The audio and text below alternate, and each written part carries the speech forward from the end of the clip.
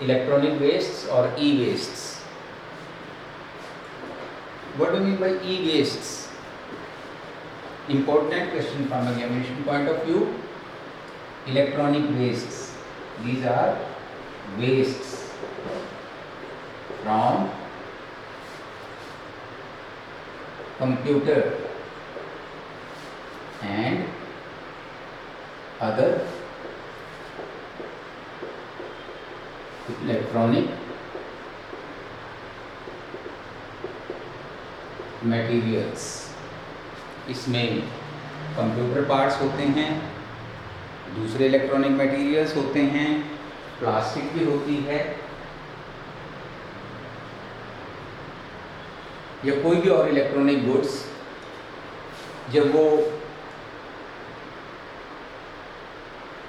बिल्कुल अपनी life complete कर चुके होते हैं तो दे कॉज पॉल्यूशन.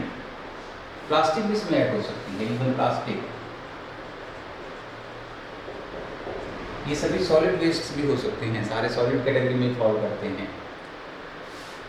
तो ये they pollute, they cause high pollution in atmosphere.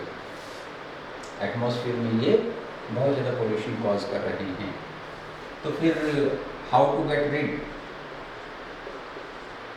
क्या करते हैं आप तब इनको इंसिनरेशन, बर्न कर देते हैं.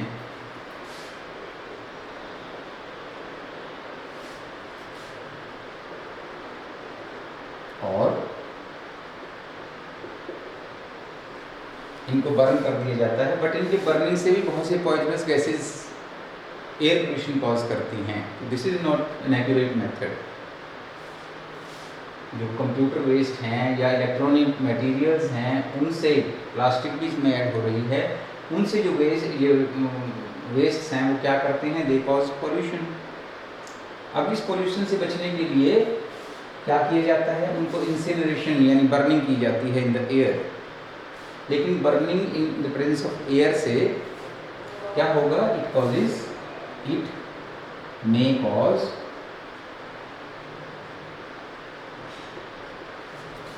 Water pollution.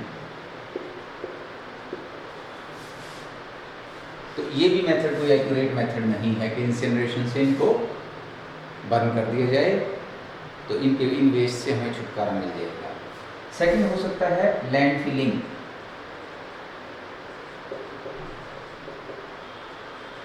इनको पिट्स बना करके दे आर बरीड इन पिट्स. लेकिन वहाँ से भी कुछ हार्मफुल केमिकल्स वाटर शिपिंग के साथ जाकर के दूसरी प्रॉब्लम्स कॉज करते हैं. तो this method is also not recommended. इस मेथड को भी रिकमेंड नहीं किया जा सकता to get rid of electronic waste. तो फिर ओनली वे आउट क्या बचाती है? It is third, recycling of e-waste. Recycling, इनको रिसाइकिल किया जाए और रिसाइकिल करके इसमें से जो यूजेबल सब्सटेंसेस हैं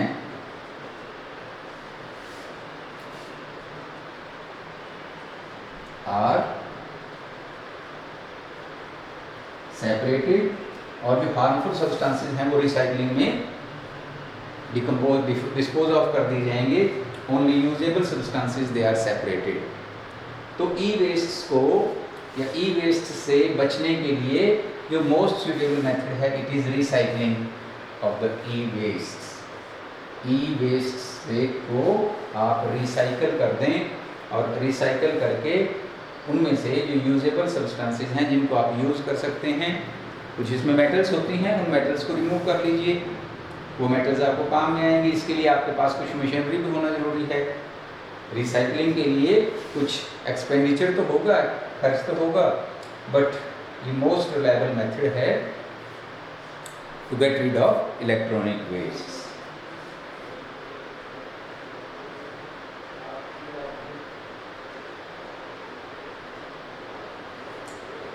लेकिन रिसाइकलिंग में जहाँ पर एक्सपेंडिचर ज़्यादा होगा वहाँ पर जो एक बात को हमें ध्यान, केयर शुड बी टेकन, क्या ध्यान ये रखना होगा कि जो रिसाइकलिंग प्रोसेस है, recycling process, it should be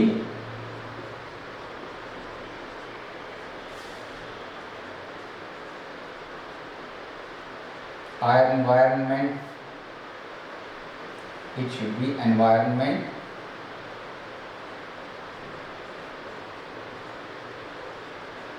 ऐसा ना हो कि रिसाइकलिंग करते समय कुछ गैसेज निकलें या कुछ दूसरे वेस्ट और पैदा हों जो और किसी किस्म का पोल्यूशन कॉज करें।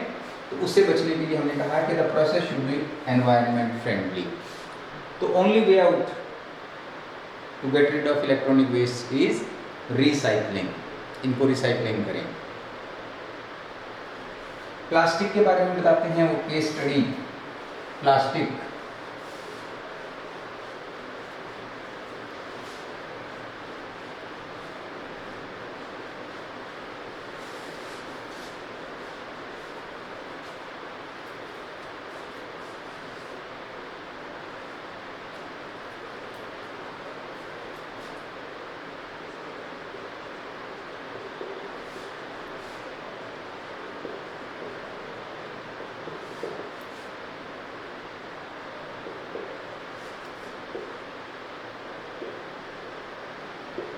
बचने का तरीका, प्लास्टिक वेस्ट है मान लीजिए, तो अहमद खान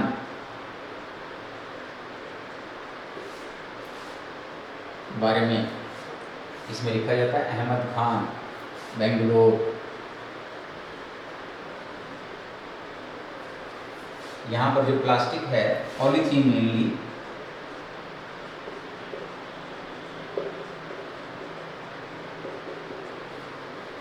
इसको रिसाइकल करके, रिसाइकलिंग प्लस मिक्सिंग विद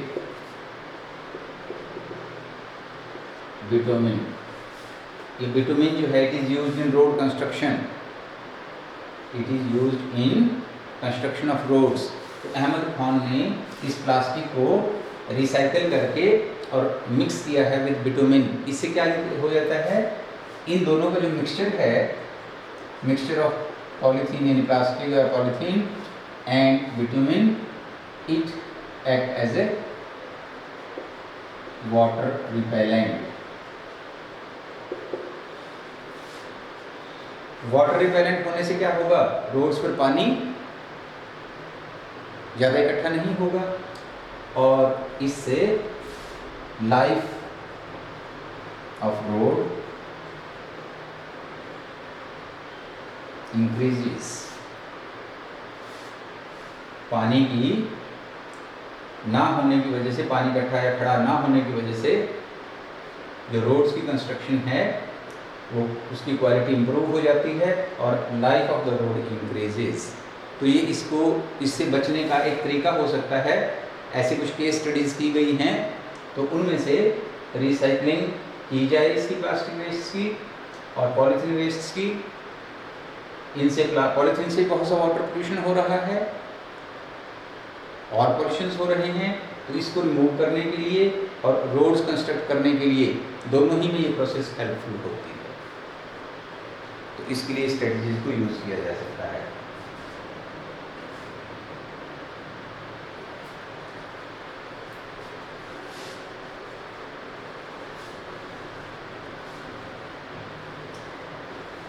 इस सीरीज में नेक्स्ट जो हमारे पॉल्यूटेंट्स होंगे जिनको हम डिस्कस करेंगे वो पॉल्यूटेंट्स हैं agrochemicals.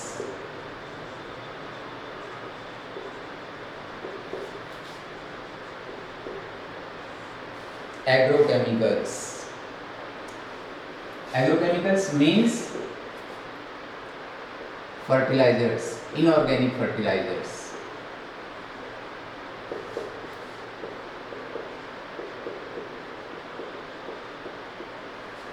Inorganic fertilizers, pesticides, insecticides,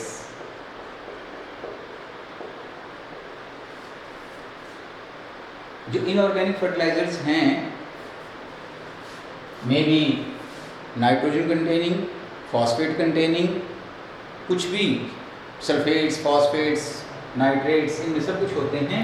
they are these fertilisers, they are used to increase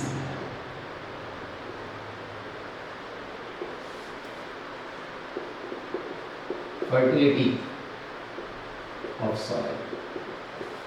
किस लिए इनको यूज किया जा रहा है और इनऑर्गेनिक फर्टिलाइजर्स को? To increase the fertility of the soil, जमीन की उपजाऊपन को या फर्टिलिटी को इंक्रीज करने के लिए। लेकिन फर्टिलिटी तो इंक्रीज कर रहे हैं,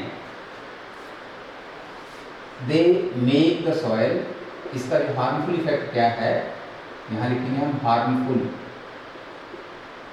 effect. They make the soil acidic और saline। जैसा नेचर होगी उस फॉस्फेट फर्टिलाइजर की, इनऑर्गेनिक फर्टिलाइजर की, तो वो क्या करते हैं, make the soil, either they make the soil acidic, अगर वो एसिडिक फर्टिलाइजर्स हैं तो सॉइल को मोर एसिडिक बनाएंगे। अगर पहले ही सॉइल एसिडिक है और हम एसिडिक फर्टिलाइजर ऐड कर रहे हैं तो it will increase the acidic nature of the soil. और अगर ये एल्कलाइन नेचर के फॉस्फेट वो फर्टिलाइजर्स हैं तो they make the soil saline, फिर उसमें सॉल्ट इकट्ठा होना शुरू हो जाएगा, सॉल्ट जो है वो सरफेस पे आ जाएगा और वहाँ पर जो लैंड है दैट बिकम्स बैरन, उस पर कुछ उगेगा नहीं। तो इट मीन्स जो हमारे इनऑर्गेनिक फर्टिलाइजर्स हैं they increase the, no doubt they increase the fertility of the soil, but वो सॉइल को हार्मफुल भी बना रहे हैं। इससे क्या होगा, अगर वो एसिडिक या एल्कलाइन हो गई ना तो उसमें क्रॉप्स प्रॉपर ग्रो करेंगी एंड इट डैमेज और destroy soil flora and fauna. जो उसमें माइक्रोब्स हैं या दूसरे एक्वेटिक दूसरे सॉइल एनिमल्स हैं, लैंड एनिमल्स हैं, उनको ये डिस्ट्रॉय कर देती है, तो यानी कि इम्बैलेंस क्रिएट कर देती है। तो it is not advisable to use more and more inorganic fertilisers, but use कर रहे हैं, ब्लाइंडली यूज़ कर रहे हैं, तो उसका इल इफेक्ट यहाँ पर बताया गया है। पेस्टिसाइड्स हैं, केमिकल्स यूज्ड टू किल, ये दोनों की बात है ये, पेस्ट्स एंड इंसेक्ट्स। पेस्ट्स और इनको मारने के लिए यूज होते हैं, बट इनके फ्यूमिगेशन से, इनके पानी सॉइल में ऐड होने से फिर सॉइल पोल्यूशन, इससे क्या हो रहा है, ये तो फायदा हो गया कि पेस्ट और इंसेक्ट तो मर जाएंगे, बट इससे क्या होगा, it causes soil pollution and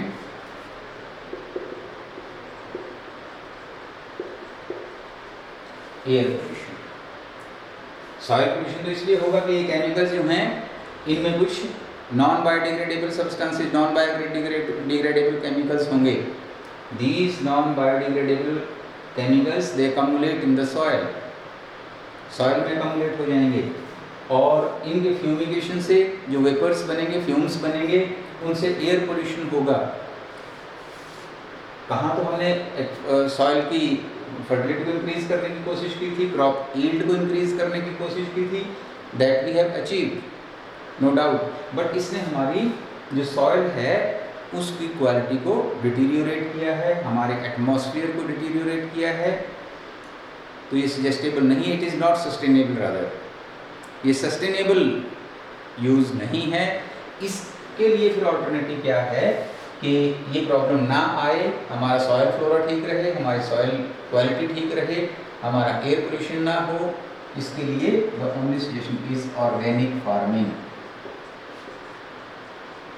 organic farming, तो ऑर्गेनिक फार्मिंग में क्या होता है, आजकल ये ट्रेंड है, सबका ध्यान है कि बजाय इनऑर्गेनिक फर्टिलाइजर्स के हम ऑर्गेनिक फार्मिंग की तरफ जाएं, जिसमें हम मैन्योर्स कंपोस्ट,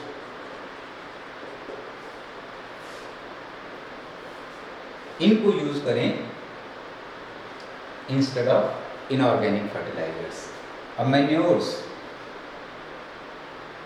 जो कंपोस्ट घरों का डोमेस्टिक वेस्ट है या क्रॉप रेजिड्यूज हैं, फसल काटने के बाद बर्न कर देते हैं, इससे फिर एयर पोल्यूशन हो रहा है, तो आप बर्न ना करें, उसको कंपोस्ट फॉर्मेशन में यूज़ करें। जो क्रॉप रेजिड्यूज हैं उनको कंपोस्ट बनाएं। तो एनिमल एक्सक्रीटा है उसको भी कंपोस्ट में ऐड करें, मैन्योर्स में ऐड करें।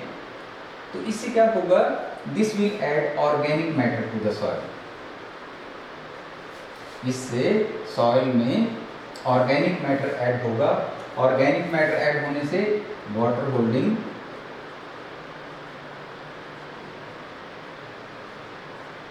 कैपेसिटी इंक्रीज होगी।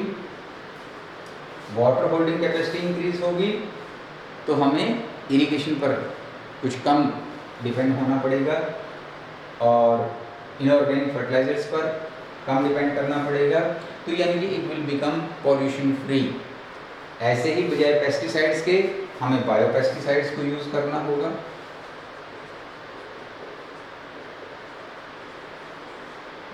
फॉर एग्जाम्पल नीम ऑयल, इसको स्प्रे करें।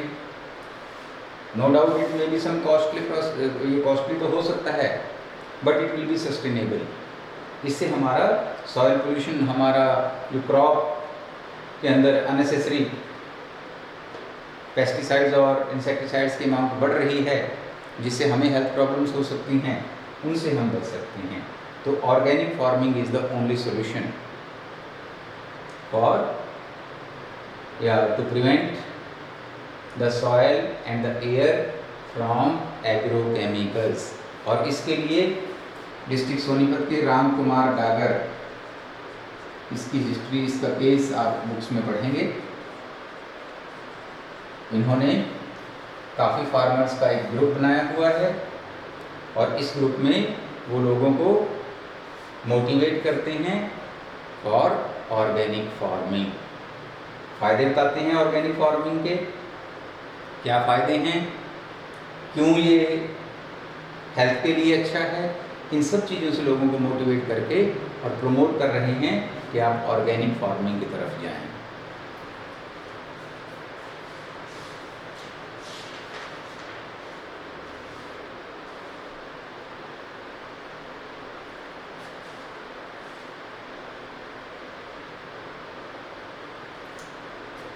तो इस राम कुमार डागर के एफर्ट्स में बी कीपिंग वगैरह, डेयरी फार्मिंग, बी कीपिंग, अब बी कीपिंग से हनी प्रोडक्शन और डेयरी फार्मिंग से कंपोस्ट फॉर्मेशन, ये ऐसी एक्टिविटीज़ को प्रमोशन मिल रहा है। इनको स्टडी करेंगे आप। कंपोस्ट बनाने में यूज़ किया जाता है।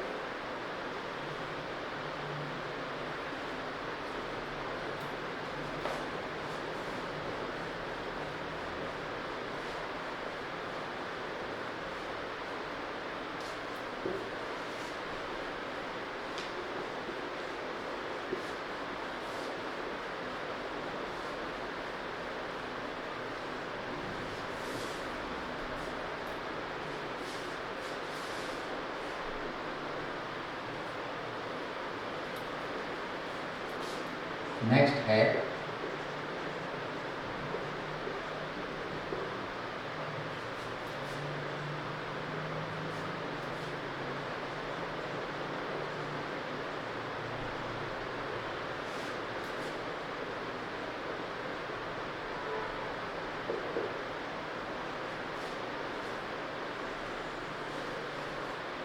Green house gases and global warming.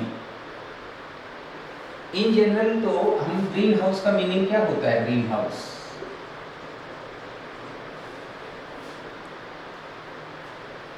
सर्दी के मौसम में, विंटर सीजन में जो प्लांट्स वगैरह हैं उनको प्रोटेक्ट करने के लिए कोल्ड से ग्रीन हाउसेस फ्रेम कर दिए जाते हैं। इन ग्रीन हाउसेस में क्या है, सनलाइट तो एंटर करती है but it can not escape वो एस्केप नहीं करेगी, तो this increases the temperature of this green house, temperature increase होगा, और इससे जो उसमें रखे प्लांट्स वगैरह, नर्सरी वाले इसको मेनली यूज करते हैं, green houses they are used in nurseries to protect plants from cold. लेकिन हम जो ग्रीन हाउस गैसेस की बात कर रहे हैं वो ये नहीं है, ये तो बताया है कि इसी तरह से वो होता है। ग्रीन हाउस गैसेस कौन कौन सी हैं? इट में बी CO2, इट में बी मीथेन, इट में बी NO, नाइट्रोजन ऑक्साइड भी हो सकती है। इसी में गैसेस तो मेनली CO2 और CH4, यही दो गैसेस होती हैं ग्रीन हाउस में, ग्रीन हाउस गैसेस में CO2 and methane. In addition to this, इसमें CFCs भी ऐड हो जाते हैं, क्लोरोफ्लोरोकार्बन्स, नाइट्रोजन ऑक्साइड। मेनली जो हमारी कार्बन डाइऑक्साइड है कंट्रीब्यूट टू 60%, ये लगभग 20% के लगभग कंट्रीब्यूट करती है। CFCs 14% के लगभग कंट्रीब्यूट करते हैं, और N2O ये 6% के लगभग कंट्रीब्यूट करते हैं। तो ये सारे हैं, इनसे हमें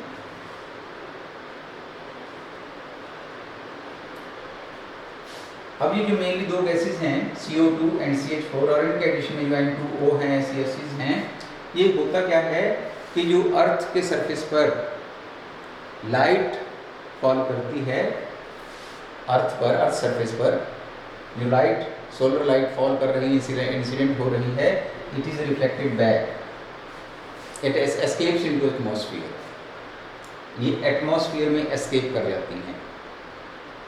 बट हमारे एटमॉस्फेयर में अगर कार्बन डाइऑक्साइड की मात्रा, मीथेन की मात्रा, नाइट्रोजन ऑक्साइड या क्लोरोफ्लोरोकार्बन्स अगर ये बढ़ रहे हैं, होते ही हैं प्रेजेंट,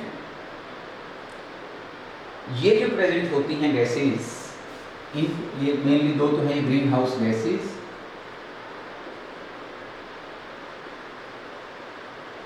ये दूसरे भी ग्रीन हाउस सब्सटेंसेस ही हैं।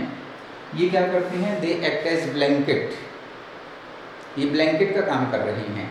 They do not allow this heat to be reflected in the atmosphere, उसको ये एटमॉस्फेयर में नहीं रिफ्लेक्ट होने देंगे। They absorb the reflected heat, जो हीट अर्थ सरफेस से रिफ्लेक्ट होनी चाहिए थी, जो सोलर रेडिएशंस आ रहे थे, उन सोलर रेडिएशंस को ये ग्रीन हाउस गैसेस एब्जॉर्ब कर लेती हैं, और इनके एब्जॉर्ब करने से क्या होगा? टेम्परेचर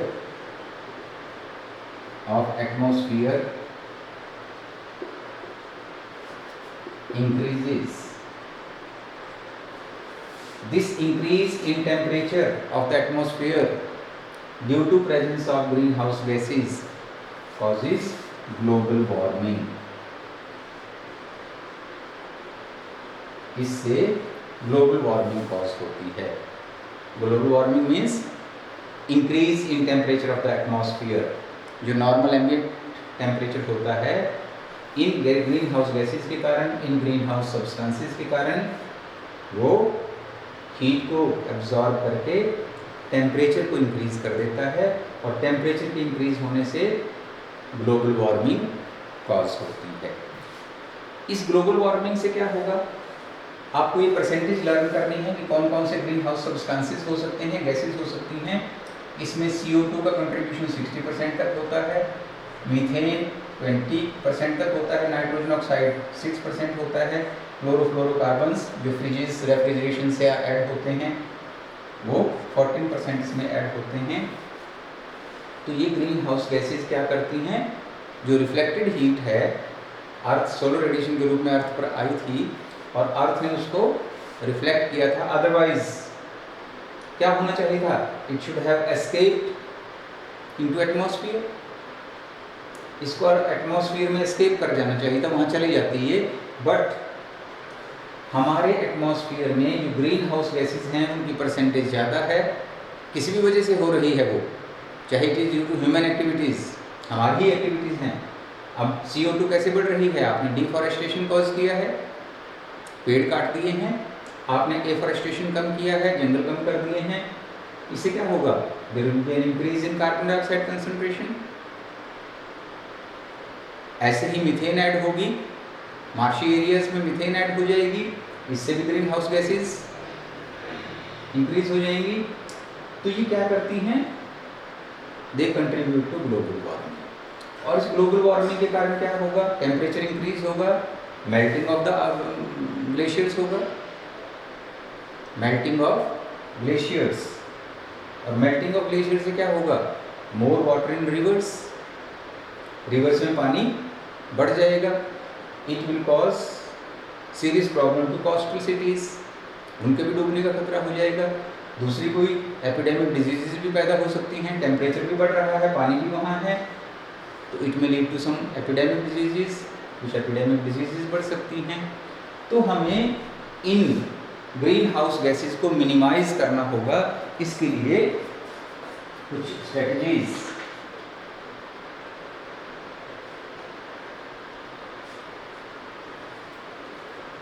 कैसे हम इनको कम कर सकते हैं ग्रीन हाउस गैसेज को?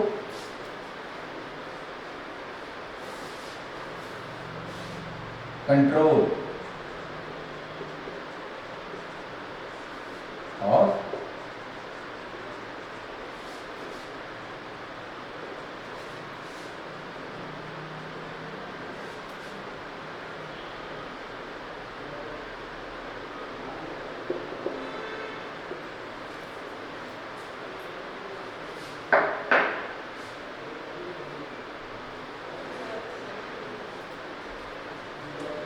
अब देखिए, जो CO2 है it is mainly used by burning of fossil fuels. CO2 जो बन रही है वहाँ it is due to burning of fossil fuels. तो कंट्रोल करने के लिए cut down use of fossil fuels. आप ऑटोमोबाइल्स में फॉसिल फ्यूल्स को यूज करना कम करें, इनके लिए ऑल्टरनेटिव्स ढूंढें। It may be in the form of CNG और it may be in the form of gas, कुछ भी आप यूज करें। Number 2, avoid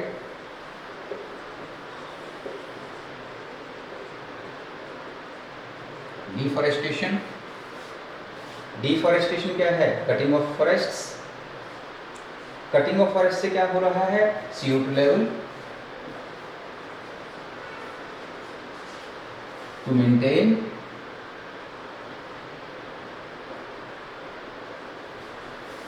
carbon dioxide level. अगर आप ज़्यादा फॉरेस्ट को डिफॉरेस्ट कर रहे हैं, कट कर रहे हैं फॉरेस्ट को, ट्रीज को, तो इससे क्या होगा? CO2 level will increase. तो आप कोशिश करें कि डिफॉरेस्टेशन को अवॉइड करें। तीसरा ऑल्टरनेटिव क्या हो सकता है? इसका उल्टा हो जाएगा, afforestation. What is afforestation? Planting of more and more trees, ज़्यादा से ज़्यादा पेड़ लगाएं।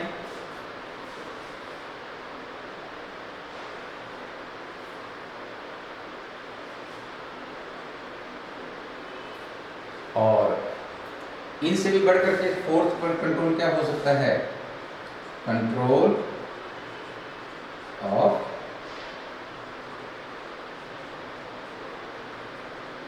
ये तो सभी फैक्टर्स में ऐड हो जाएगा कि ह्यूमन पॉपुलेशन को कंट्रोल किया जाए। तो ग्लोबल वार्मिंग क्या है, क्यों हो रही है, ग्रीन हाउस गैसेस का इसमें क्या रोल है, ये आपने स्टडी किया है। कैसे ग्रीन हाउसेस के प्रोडक्शन को कम करें, कैसे ग्लोबल वार्मिंग को रिड्यूस करें, ये सभी आपने डिस्कस कर लिया है। तो बहुत से और भी हो सकते हैं एक्टिविटीज़, ह्यूमन एक्टिविटीज़। ऑटोमोबाइल्स का यूज़ बंद करेंगे, मैं उसी में आ गया, cut down the use of fossil fuels. पैदल चलना पसंद करें।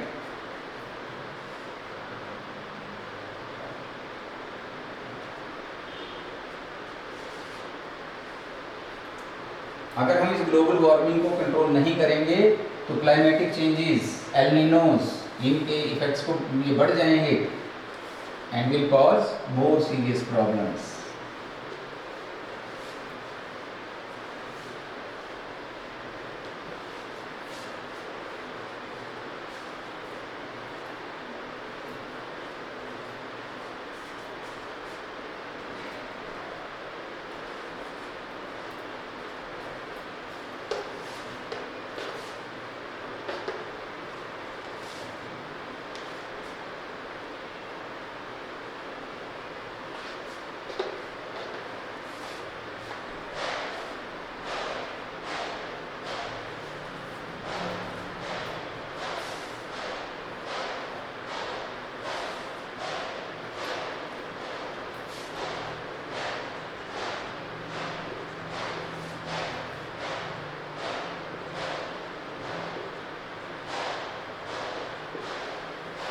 ओजोन एंड ओजोन होल, ये भी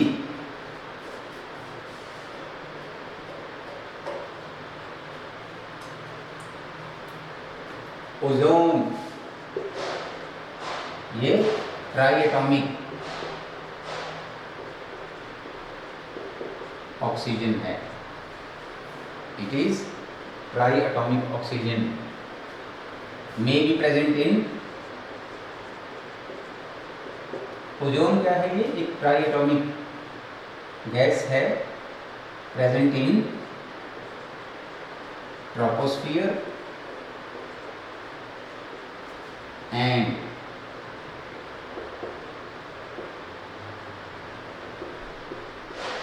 mainly present in stratosphere. Mainly ये स्ट्रेटोस्फियर में होती है, ट्रोपोस्फियर वाली कुछ हार्मफुल भी हो सकती है।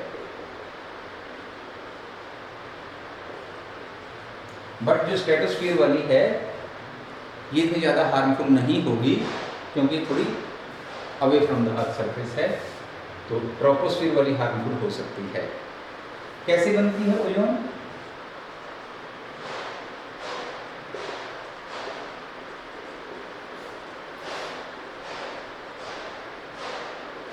UV rays act on oxygen. जब वो ऑक्सीजन के साथ एक्ट करती हैं, रिएक्ट करती हैं, तब by action of UV rays on oxygen, इससे ओजोन बनती है। और स्ट्रेटोस्फियर में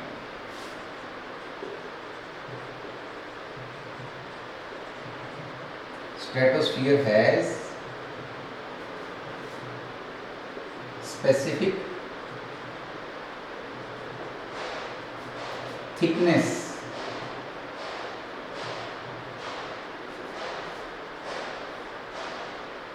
of जो ट्रोपोस्फेरोस्फीयर है, it has specific thickness of ozone layer.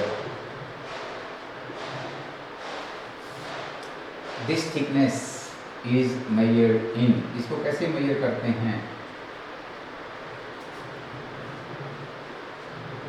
Dobson unit.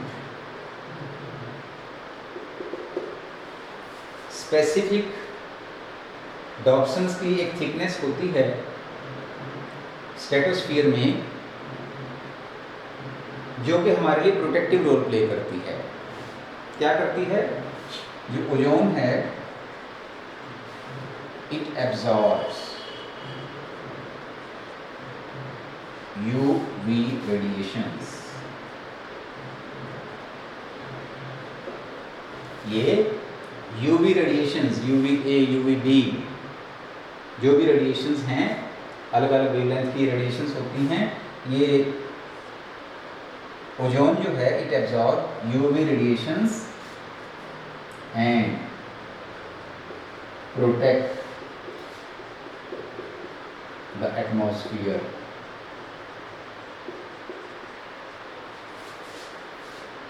From their ill effects। अब यूवी रेज के इल इफेक्ट्स कुछ होंगे, ये यूवी रेज अगर डायरेक्ट हमारे एटमॉस्फेयर में एंटर करती हैं तो इनसे हमें बहुत सी प्रॉब्लम्स हो सकती हैं। पर्टिकुलरली जो यूवी बी हैं, अल्ट्रावायलेट रेडिएशंस बी, वो ज़्यादा हार्मफुल हो रही हैं। ये उन्हीं यूवी रेडिएशन को ओजोन एब्जॉर्ब करती है। अब इनके क्या हार्मफुल इफेक्ट्स हैं वो मैं बाद में डिस्कस करूंगा।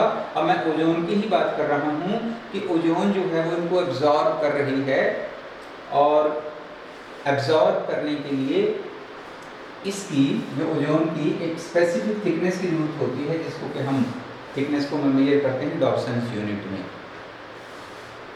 लेकिन ड्यू टू ह्यूमन एक्टिविटीज़ के कारण मेनली कुछ ऐसे सब्सटेंसेस जैसे CFCs, क्लोरोफ्लोरोकार्बन्स,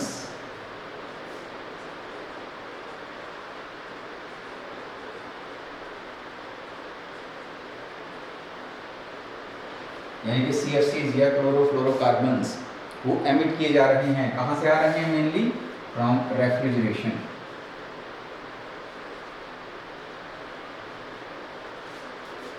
एंड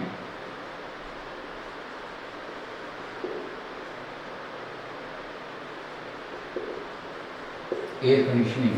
इनसे कुछ क्लोरोफ्लोरोकार्बन्स पैदा हो रहे हैं, एंड दीज क्लोरोफ्लोरोकार्बन्स क्या करते हैं? ये स्ट्रेटोस्फीयर में पहुंच जाते हैं, और स्ट्रेटोस्फीयर में ये क्या करते हैं? They react with ozone. ये क्या करते हैं? रिएक्ट विद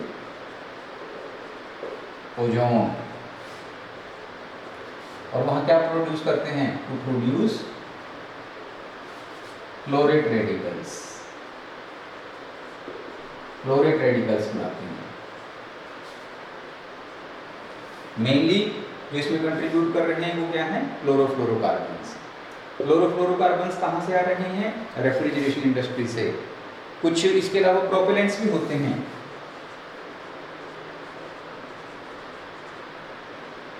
ये प्रोपेलेंट्स क्या होते हैं?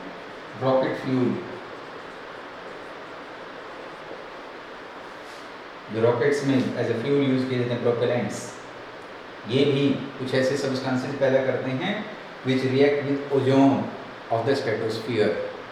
स्ट्रेटोस्फीयर की ओजोन से ये रिएक्ट करते हैं, और ओजोन से रिएक्ट करके उसको डिप्लीट करते हैं। They react with ozone to produce chlorate radicals and deplete ozone layer। Ozone layer जो एक उसकी रिक्वायर्ड थिकनेस होती है, ये उसकी थिकनेस को कम कर देते हैं, रिड्यूस कर देते हैं। कौन? क्लोरोफ्लोरोकार्बन्स और प्रोपेलेंट्स वगैरह। कुछ और फ्यूल्स हैं, रॉकेट फ्यूल्स हैं, ये सभी ओजोन के साथ रिएक्ट करके क्लोरेट रेडिकल्स बनाते हैं और ओजोन को डिप्लीट कर देते हैं। This depletion of the ozone layer, this depletion of the ozone layer का डिप्लीट होना, उसकी थिकनेस का कम होना, this depletion of the ozone layer is called ozone hole. इसको ओजोन होल कहते हैं। Decrease in thickness of the ozone layer in the stratosphere. और मैंने वर्ड यूज कर दिया depletion of the ozone layer in stratosphere, it is called ozone hole.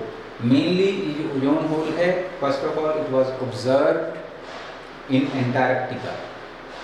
Antarctica में इसको observe किया गया था। और इसके इल इफेक्ट्स क्या होंगे? एज आई टोल्ड यू, ये जो ओजोन है ये क्या करती है? It absorb UV rays. UV rays को एब्जॉर्ब कर रही थी। अब क्या होगा? जो यूवी रेज हैं, अगर इफेक्ट्स ऑफ ओजोन होल, इसके इल इफेक्ट्स क्या होंगे?